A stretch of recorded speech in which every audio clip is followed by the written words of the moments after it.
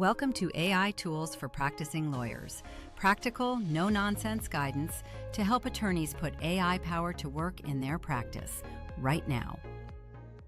Hello and welcome to another episode of AI Tools for Practicing Lawyers. I'm Ron Drescher. And I'm Heather Gardner. And I'm really excited. We have a great guest today, Carolyn Elefant, who is a solo lawyer out of Maryland, who's been very busy in the small and solo firm evangelist space and in the AI for the rest of us space, which is kind of what this podcast is really trying to be.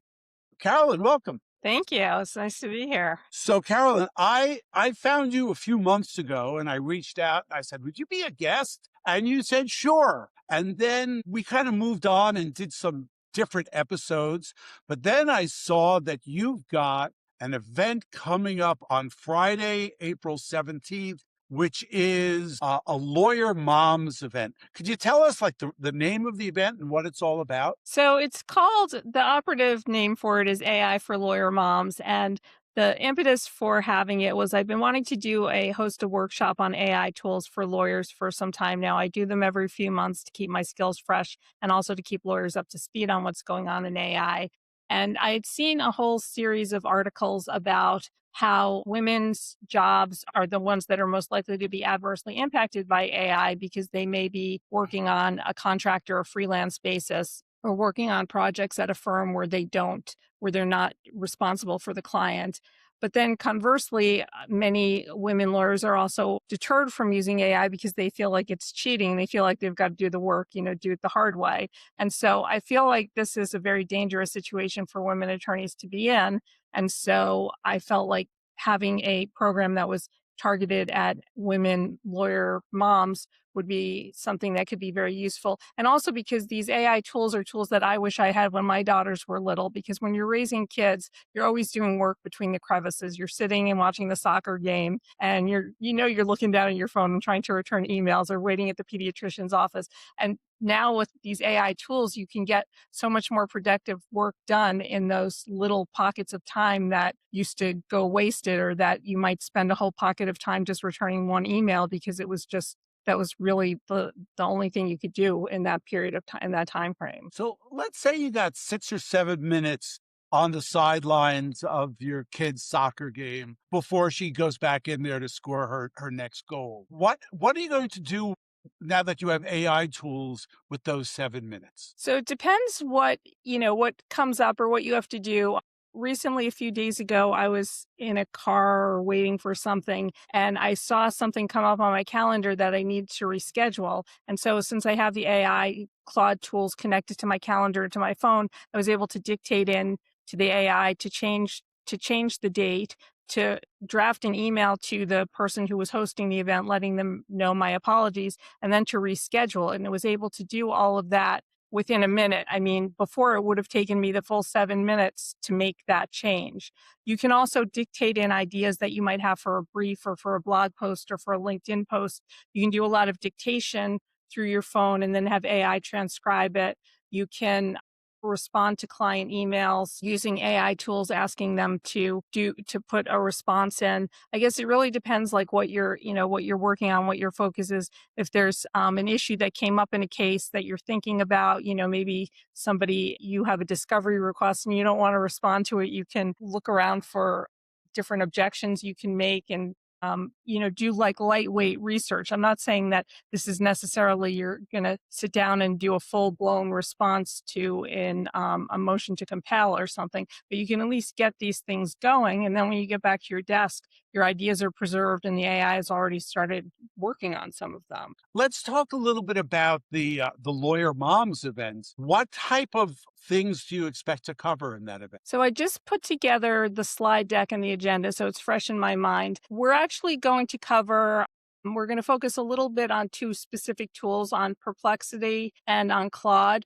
Claude has really, in the past month or two, launched a whole series of different tools that really enable it to be a true infrastructure tool as opposed to just like a one-off or a sparring partner. And I still use, it's not to say I don't use the other tools. I still love ChatGPT for different marketing things, but it's become Claude, especially with the tie-ins to Word, has become more powerful. And I think a lot of people have kind of been sleeping on Claude. I've been using it for a long time because I always found it to be best at writing. So we're going to talk about some of those new tools that have been integrated into Claude and how you can really integrate them into your legal practice. So how you can use them more for substantive work and workflows as opposed to just using them for automation or for marketing, which is what most people's focus has been on before. But again, it's only an hour workshop, so it's really just scraping the surface. And of course, there's the usual caveat at the beginning about using it safely and what my perspective is on what you need to do to comply with security and ethics rules. So,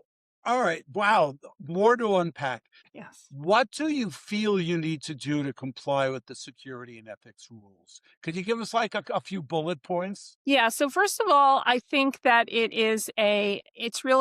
requires an attorney's judgment. I don't think there are hard and fast rules. I know there are some people who are purists who say never put any client personal information into any AI tool, whether it's a paid version or a free version. They'll just never do that. And then there's other people on the other side of the other side of the fence who are just like, let it all let it all hang out.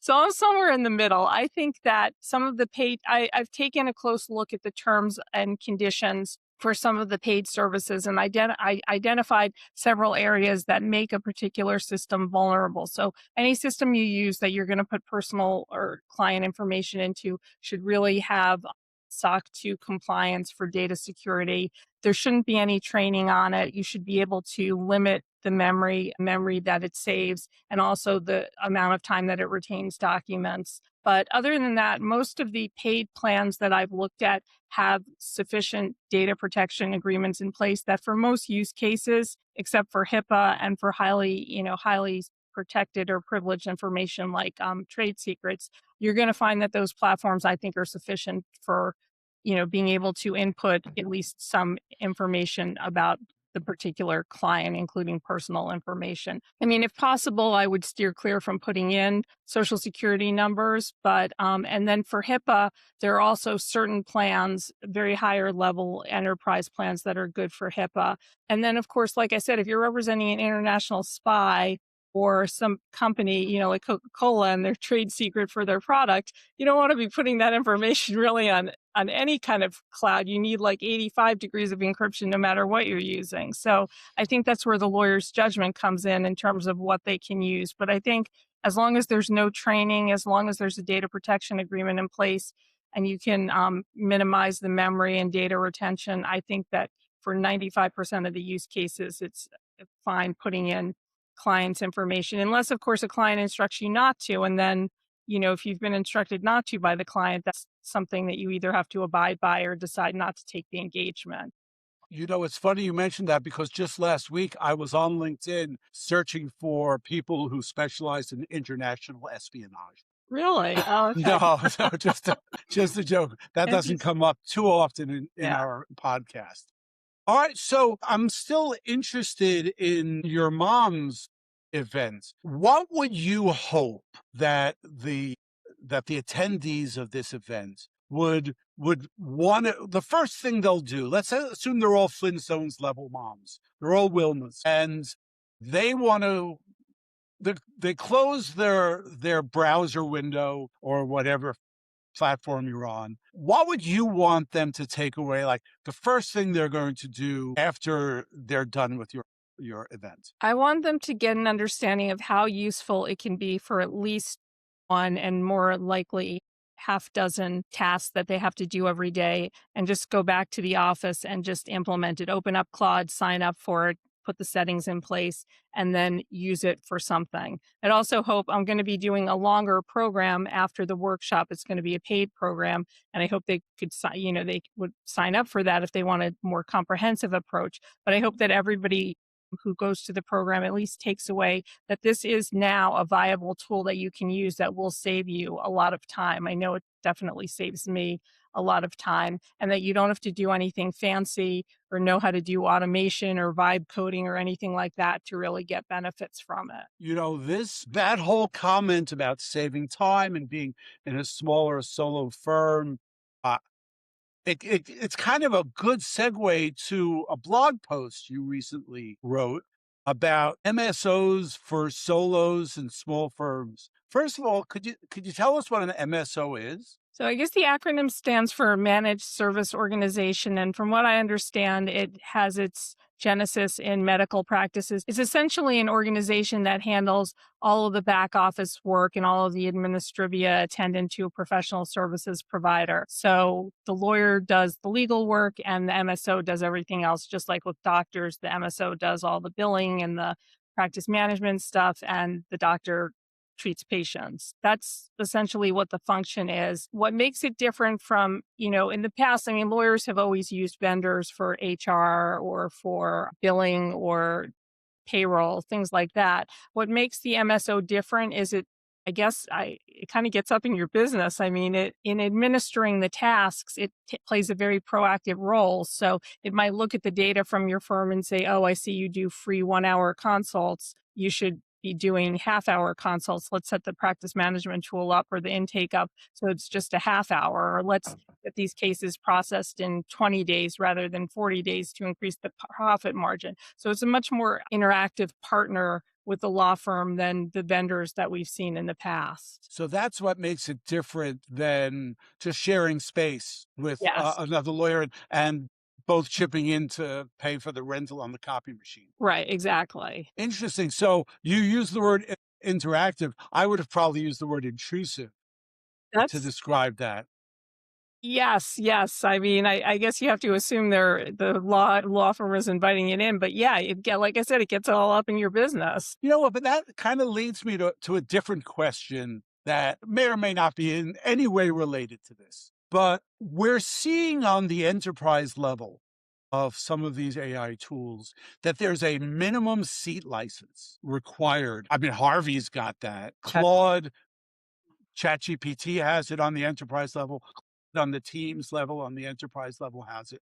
Are you seeing any kind of lawyer or user co-op arrangements where people from different organizations share in those licenses? That's a really smart idea. I haven't seen that, and I'm not exactly sure how it would work because with Teams, you're sharing access. You're not just getting access to the product, but you're also able to share documents back and forth. Although I guess you can also have settings, so if you were sharing with five family law practitioners of different firms were sharing, they wouldn't want to be able to see each other's documents. So it is an interesting concept. It's the products are moving so quickly. I know that there's always been the minimum seat for enterprise, and for Claude for Teams, the minimum seat, the total package comes out to about $125 a month. And so for what you get, even if you're just using it for one or two people, I still think it's worth it.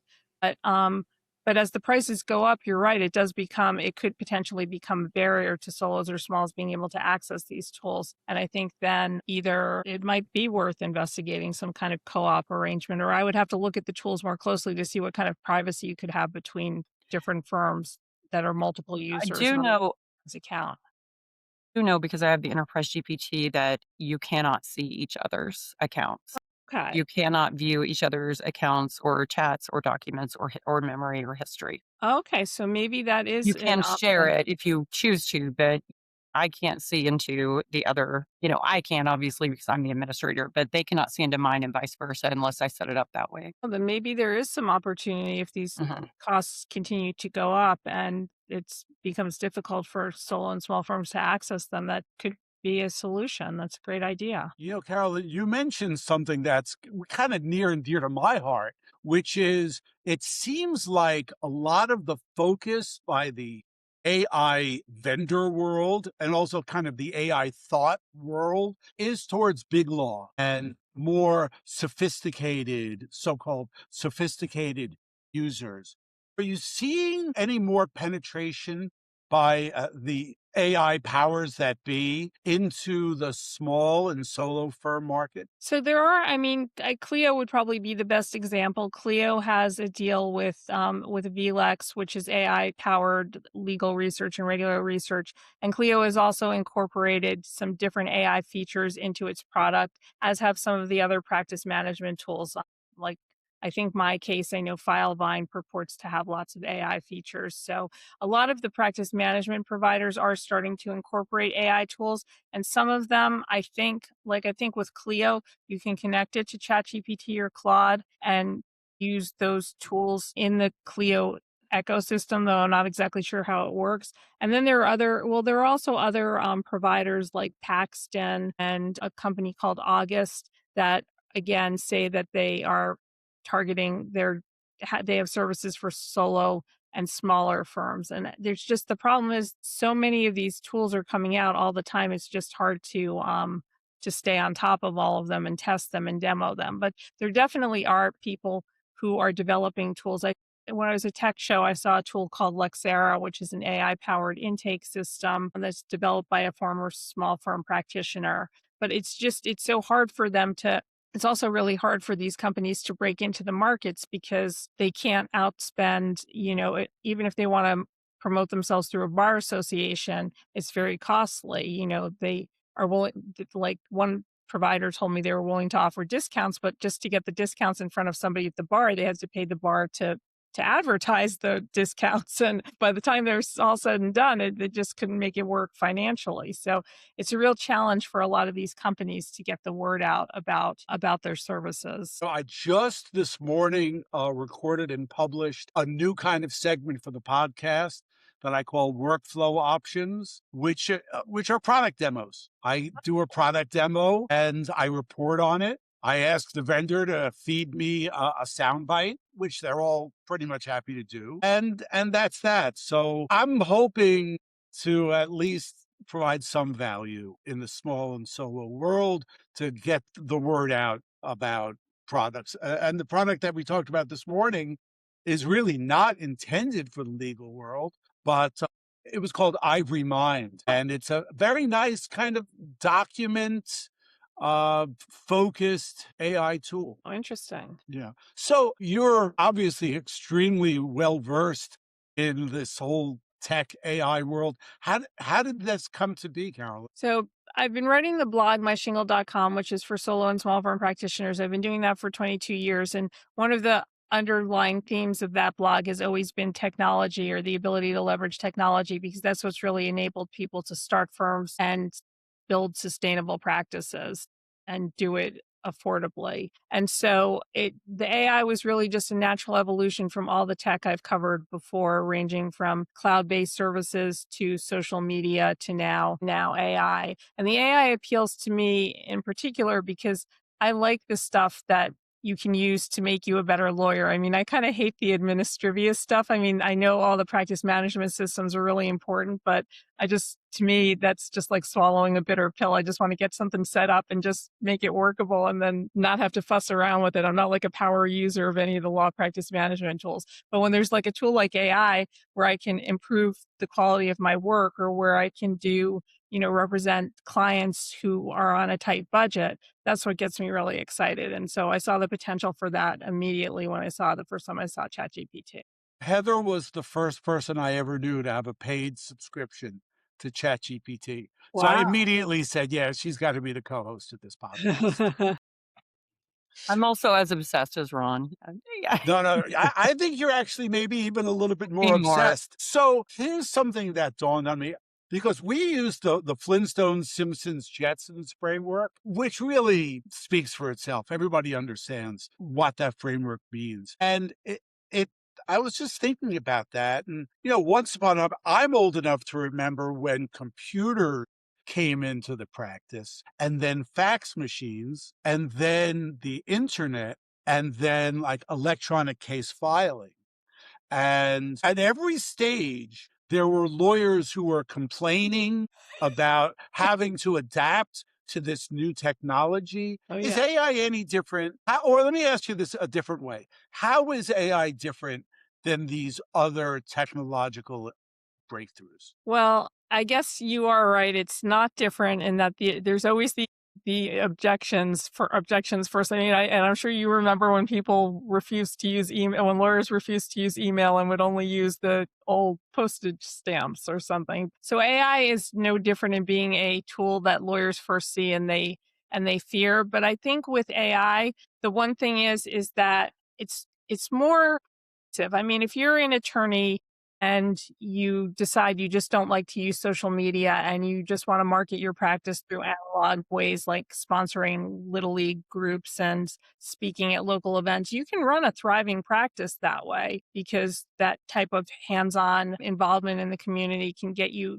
very far. But I think with AI, it's just something that's becoming so pervasive that clients are using it and seeing it being used in their day-to-day life. I mean, any doctor's appointment you go to, they're probably going to ask you if they can use an AI note taker. Anytime you contact a bank, you may spend time on the phone with an AI receptionist. And so clients are becoming more accustomed to it. And they're starting to wonder, are there things that my lawyer can be doing to use AI to make my case more efficient? Why did it take them a month to get back to me with a draft of the will when I know that an AI can generate something in 10 minutes? And I'm not suggesting that they're going to start going off and doing it themselves because they still want the lawyer's assistance, but they're going to start to wonder why lawyers aren't any faster with the availability of these tools. And I think with a lot of technology, the push comes from the clients. The reason lawyers continue to use social media or websites is because clients were responding. And so they went back and did it. And it's the same with AI. And I think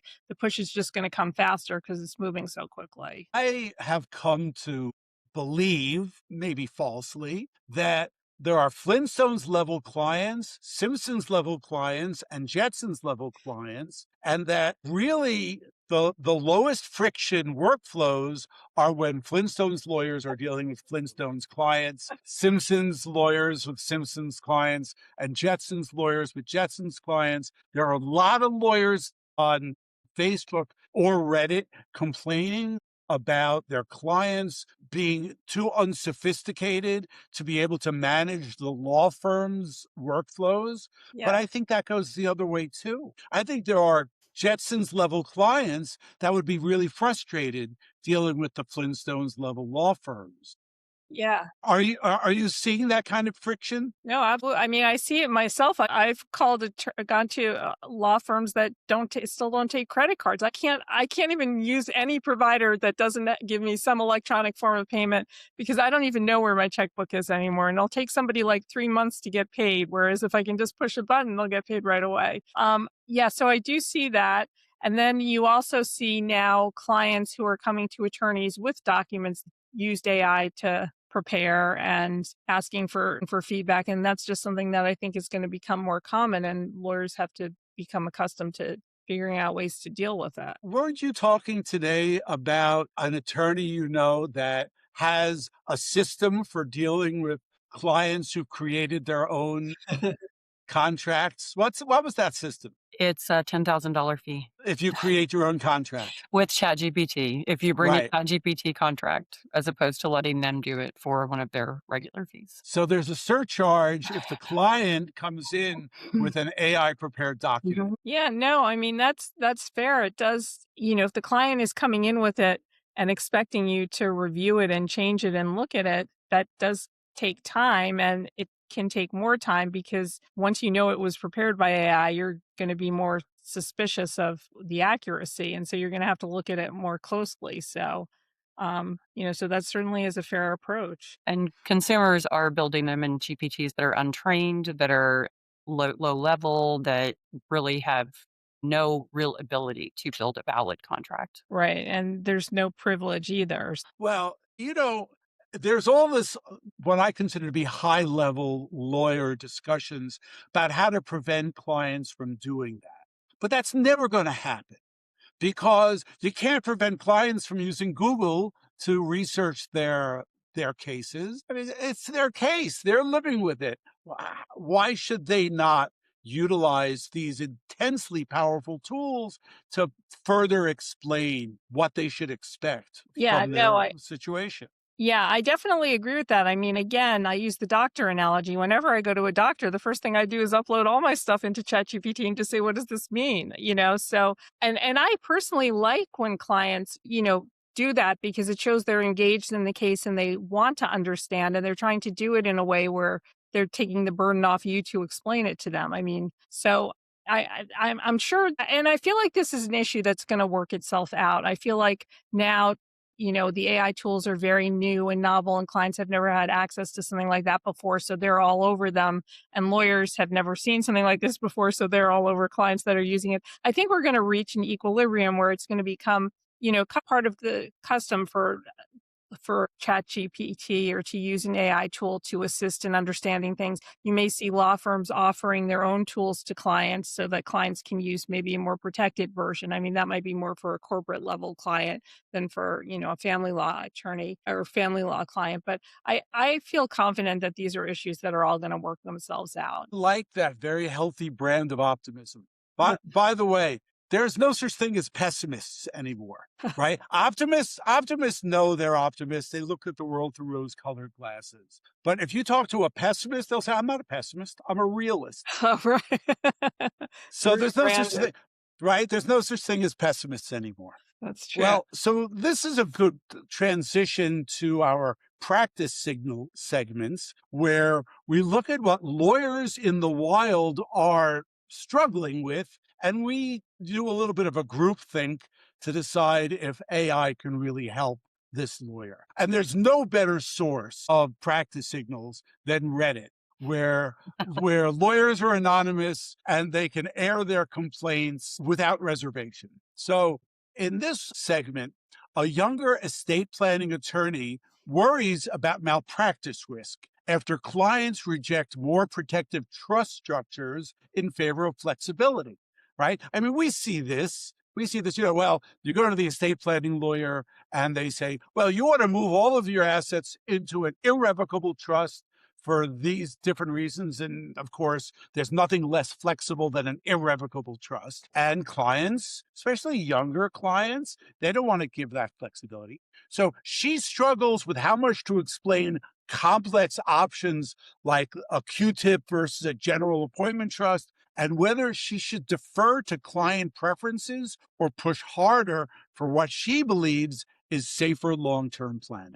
All right. So without digging into the weeds of estate planning, Carolyn, what advice would you have for this lawyer to help her sleep a little better? Well, I mean, I guess there are a couple of ways that if you're talking about using AI to help it, I mean, first of all, she can use AI to do research to see, what the risks are of her approach versus adopting the client's approach. And then she can also use AI to kind of test the best way to communicate her desired approach to clients. So it can help you also communicate that information. But I guess you can use it, like I said, you can use AI to do risk assessment, to see what type of fact scenarios have been come to pass using the client's approach versus her approach, and then just even do some sort of risk calculation or something like that. Propel Paralegal is in the center of the milieu of lawyers to clients. How would you address if you were having a conversation with a lawyer who brought something like this to you? I would say similar to what Carolyn did for research, and then use those as well to have it draft emails to the client to help, explain maybe in lay terms or explain it, in better terms to them. You could put together processes. There are so many things that the attorney could do. You could upload whatever the client gives you if you have a secure, not an open tool, if you have a secure AI system, and ask it, how could I best assist this client? What are some things you could do to help me? I'm with both of you on this, and I think one of less exciting but really useful uses for AI is client communications. For example, you spend 15 hours working on a fantastic brief on some complex legal issue, and you want to send it to the client.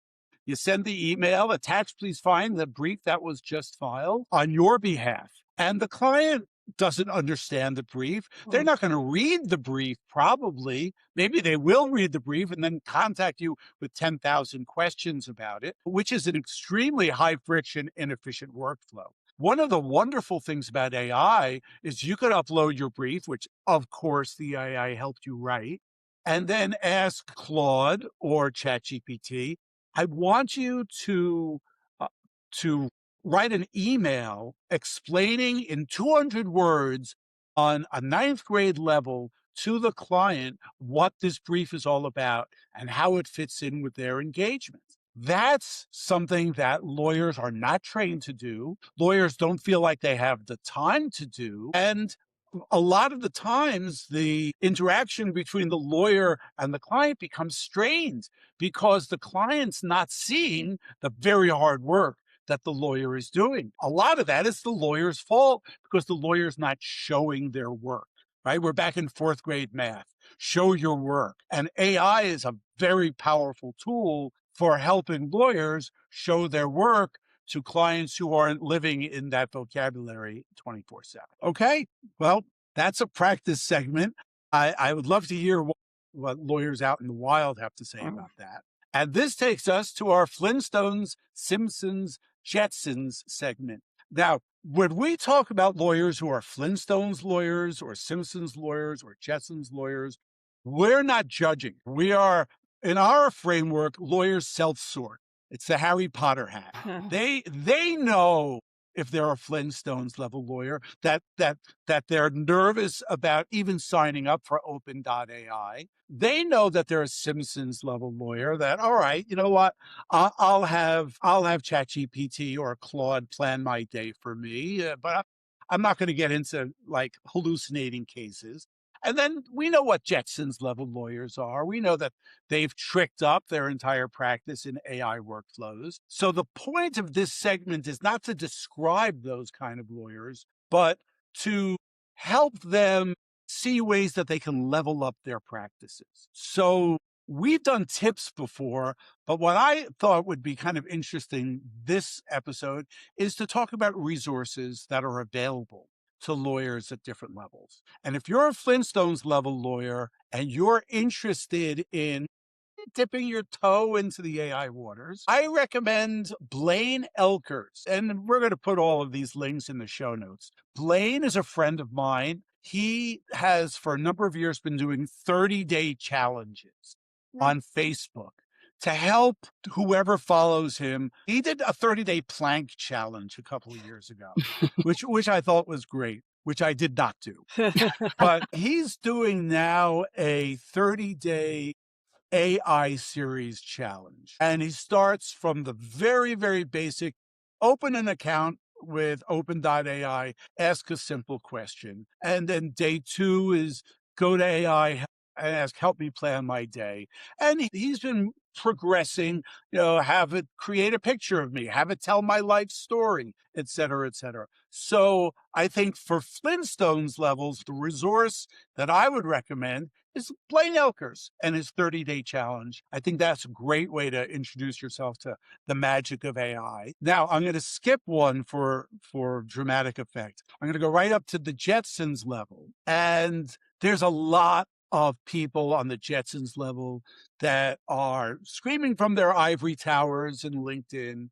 And the one that I like, and there are a bunch, is a fellow named Zach Shapiro, who mainly posts on X. Carolyn, you're nodding your head like you may have heard of this guy. He wrote that viral piece about using Claude to run his whole practice. That's right. The 11 p.m. meeting, maybe this is a different viral piece where he was doing a deal and the buyer came in and right. had a whole bunch of 11th hour changes, and he was able to use Claude to cut through that BS and have actually good interactions and close the deal. Right. And I looked him up, and I mean, this guy's got the credentials. He's managing partner at Rainslip LLP. He's a self-styled AI-enabled corporate lawyer. He's from Davis Polk. He's Yale Law School, Williams College. So he's a good person. If you aspire to Jetsons level AI mastery, I would say you should be following him. Now, if you're a Simpsons level lawyer, I strongly recommend that you follow Carolyn Elefant because she's right there in that middle lane with solo and small lawyers. She knows how to communicate these complex issues and concepts in a way that could help lawyers better understand them. Carolyn, I noticed you're not telling me to stop. And I think for Simpsons level lawyers, following Carolyn would really help up level your practice. Heather, any thoughts? Interesting. I actually had Carolyn's AI mini workshops for the Flintstones level for a good entry point, especially the 1 hour that you were discussing, the mom one. I think that's a great entry point for anyone. For Simpsons level, and I think we've discussed before, but Bob Ambrogi, Yeah. outstanding and does a podcast as well. And for Jetsons level, Bill Henderson, Legal Evolution, Mark Cohen, Legal Mosaic. I mean, these are people I follow and keep up with. They're great for staying current. And, all do tech talks focus on, business transformation and law with AI. There are so many great resources. If you are any of these levels, AI tools for practicing lawyers, this podcast is also a great resource. Thank you for that, Heather. Carolyn, any thoughts about leveling up your AI practice? Yeah, there are so many different tools. I think I actually follow some creators on TikTok who are very good. There's a guy, Nate. I can't remember if he goes by Nate. He wears a hat and he's on TikTok. He talks about a lot of everything from like the granular issues of how the products work to sort of the bigger picture issues of what's going on behind the scenes and what it means when Claude announces like a legal tool or when a company, what the companies are doing. So I think having that business context is useful. And there's another woman named Sabrina Romanov who has a whole bunch of free YouTube videos on getting set up with Claude. She's very clear in how she describes everything. So there's a lot of basics, but there's so many. I mean, there's just setting up a search of AI on LinkedIn. You can find so many different people because there's so many different voices. There's the people who are doing it for in-house and people doing it at big law and people who are following solo and small. And so there's so many different Isn't Nate Jones I follow TikTok? yes, He does yes, the baseball cap. Yes, he's great. right. Very short, informative videos, very practical. Yes, Well, exactly. these are going to be great show notes because we're going to try to put all of these resources, links to all of them in the show notes. And Carolyn, thank you so much for being here. I learned a lot today, and I'm really excited to hear more about your Lawyer Moms event. By the way, is that going to be recorded? Yes, it'll be recorded. So if you're registered for it, the recordings will be circulated early next week. And can lawyer moms come in as Wilma Flintstone and leave as Marge Simpson, or would they need to take further courses? Could they really get to Judy Jetson level through your courses? I think through the workshop, I mean, the workshop is, like I said, it's focused on people who haven't looked at AI since Okay. its launch or who are, using it very basically, who aren't aware of all these new features that have come out. So yeah, no, I think they can make a significant improvement even within the hour. So at least That's I hope so. great. We'll see. All right. Well, that's great. Once again, Carolyn, thank you. Heather, always a pleasure. Thank And we you. will see you all next time on AI Tools for Practicing Lawyers. Take Great. care. Thank you. That's it for today's episode of AI Tools for Practicing Lawyers. Thanks for listening. We'll see you next time.